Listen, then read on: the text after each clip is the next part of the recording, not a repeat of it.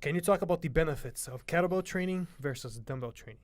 And I personally think this is a harder one to answer because weight is weight, movement's movement. Where the weight is shifting you to is kind of like up to you and up to your coach. They both have their benefits and they both should be used. Like Yeah. one is not better than the other. They both provide benefits that the other one doesn't. Yeah. I'll answer it the way that I program the two different ones and why I would choose one over the other. So I think for people, whenever they're learning a new movement, kettlebell training can be really useful because it makes you a little bit, especially like a press.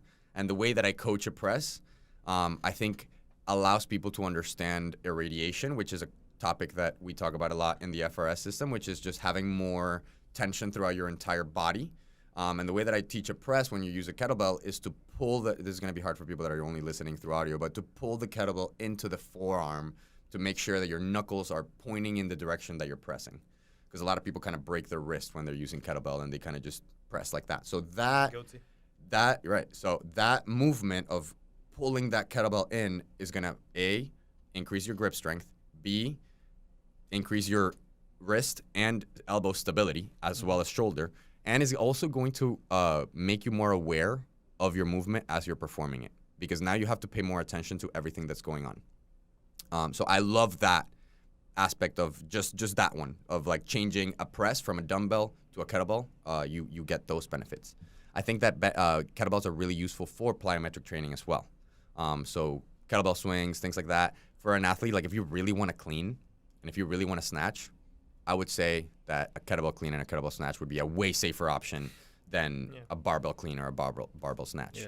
And those are still not the ones that I would necessarily use. But if you really want to do those, then that's another benefit right there. Stability training, suitcase carries, things like that. I like it because the weight is a little bit lower on the center of gravity.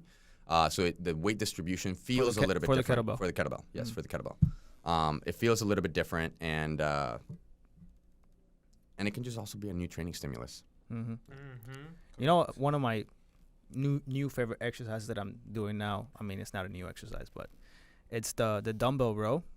I don't like it so much anymore because the bigger the dumbbell becomes, because I'm rowing so much weight, the bigger the dumbbell becomes, the more comfortable it is to row it, because as you're pulling the dumbbell towards your belly button, or like let's say your hips, it's just like hits your hips. And so I switched it up. Gives you an owie? Yeah, it's just like I can't hit my lats, I can't hit my lats like I would. So I switched to kettlebell. And so since the kettlebell is just like a big circle, and it's underneath my hand, when I do the row, I actually feel my lats contracting better. I can focus more. Man, and skull crushers too. Like I was about to say. With dumbbells, when you do skull crushers, you gotta do it in neutral grip. You can't pronate your grip. And so with the kettlebells, you can actually pronate your grip. So it just give you a different option. I was about to say, switch your skull crushers for a week from easy bar or from the dumbbells to kettlebell, and tell me you're not trying to stabilize more, man. The first time I did them, I was like shaking. I was like, what the heck is this? It's just a tool. It's a tool. It's a tool. Yeah. You have to, and that's the job of the coach. That's what we study for this. You have to learn how to use the tool, like tool belt. apply it properly. Yeah. Another way that I love to use kettlebells is upside down kettlebell exercises. So instead of what I was describing earlier, which is the regular way to hold the kettlebell, have the actual bell be upside down, so the horns of the kettlebell are what you're holding onto, and the bell is actually on top of that. So it requires a lot more stability, it requires a lot more coordination, and you're probably gonna be a quarter of the weight that you could actually lift for a regular press.